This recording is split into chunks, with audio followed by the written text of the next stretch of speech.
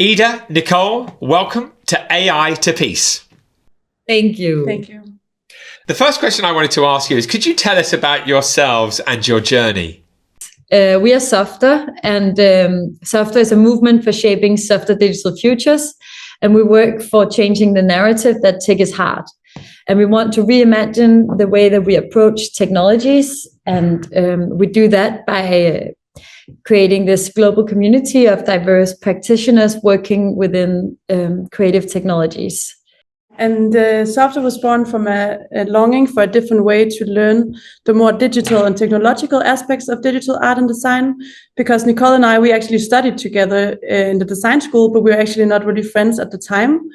But we both felt drawn towards the more like digital and technological aspects of design, but we just didn't really feel like we could find the right way to learn them and to find our paths within them. And without being aware of each other's struggles, we actually both wanted to build a computer for 3D rendering, but we had no idea how to start. And it wasn't until a common friend of ours reconnected us. And this initiated a conversation about why it feels so intimidating to work with computers and software. And it grew into a much larger conversation about why tech feels so inaccessible and so uninviting, especially if you're a woman. And we started to understand the much bigger picture that the general vibe of tech is just hard. It's stereotypically masculine, both in the way it looks, the way it's taught, the way it feels, the role models, and like just the overall narrative. And we quickly realized that we're not the only ones longing for a softer and more inclusive space in tech. And long story, very short, Softer grew into what it is today. And so tell me, how do I mean, it's really interesting, Softer, that you're making it more accessible and that it's not hard. I mean, it's a beautiful concept. How would somebody engage? I mean, what kind of a journey do we go on? So we actually started as a learning format. So we started creating these online tutorials where we were teaching 3D software, where people could engage and learn technical skills, but taught in a very soft and pedagogical way. We quickly realized that there was a big group of people longing for that. And that was also COVID times. So online made a lot of sense. But after doing that for a little while, we wanted to actually engage in real life with our community. So we started doing these yearly conferences. So we call it's the softest tech conference the world has ever seen. Taking the piss of the tech conference, like high innovation kind of thing. So now we're running yearly conferences, both in Copenhagen and in London. And we also just opened a learning lab in Copenhagen where we do workshops, we do residencies, and we work on facilitating more online learning formats. So many ways to engage. If you're in either London or Copenhagen, you can come and meet us real life, but we are also present in the digital space. Absolutely amazing. It's really wonderful and really inspiring. Congratulations on what you're doing. Beautiful. Can I ask you the phrase AI to peace? What do you think? Is that a possible outcome? Yeah, when I first heard it, I thought like this is an oxymoron, or at least it has a lot of friction, because from my perspective, AI is not usually something that I would associate with peace. It's more connected to serious things like warfare and surveillance and aggression, polarization.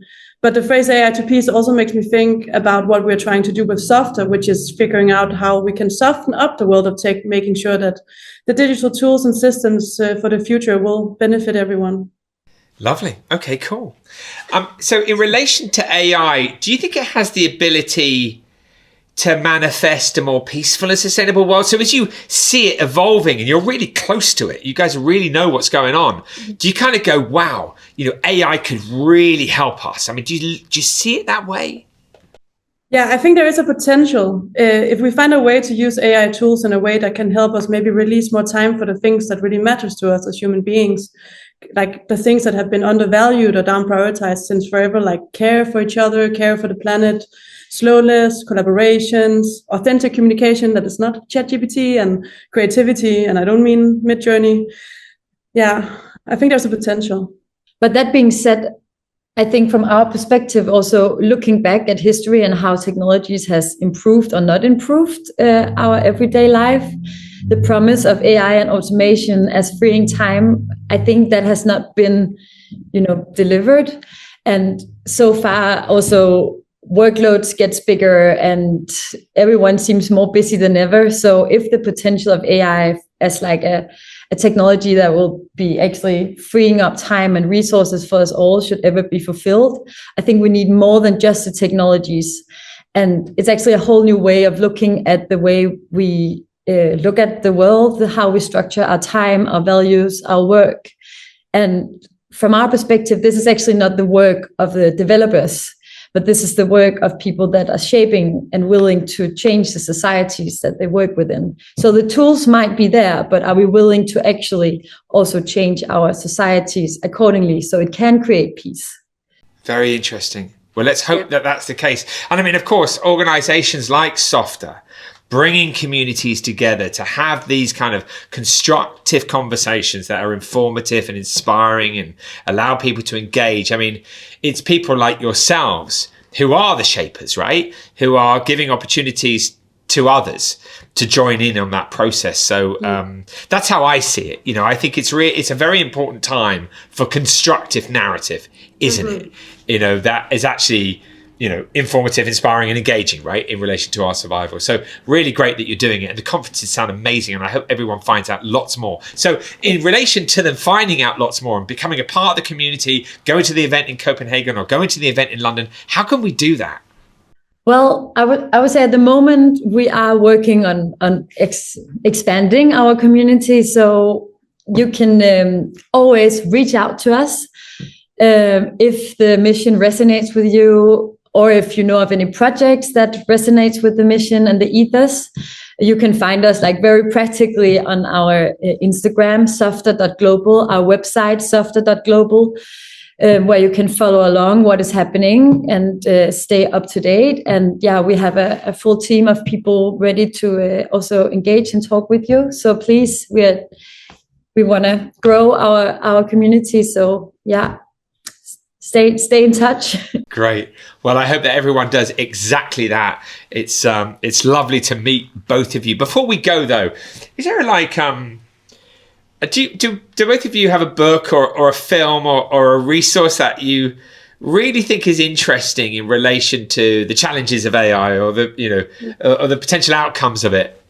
Yeah, that's a good question. So we actually have two resources that might be a little bit unconventional, but regarding to what we were talking about before with actually rethinking our structures a bit and our value systems, we want to recommend a book by a Danish author called Emma Holten.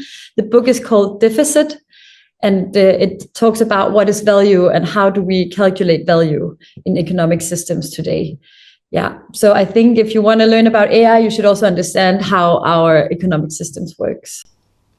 Wonderful. Thank you. My recommendation is a little bit different, but maybe some of you out there have been following this latest drama. There's a trend where people on SoMe share AI-generated images from Ghibli, and it has started this whole conversation about creativity and artistry and copyright issues.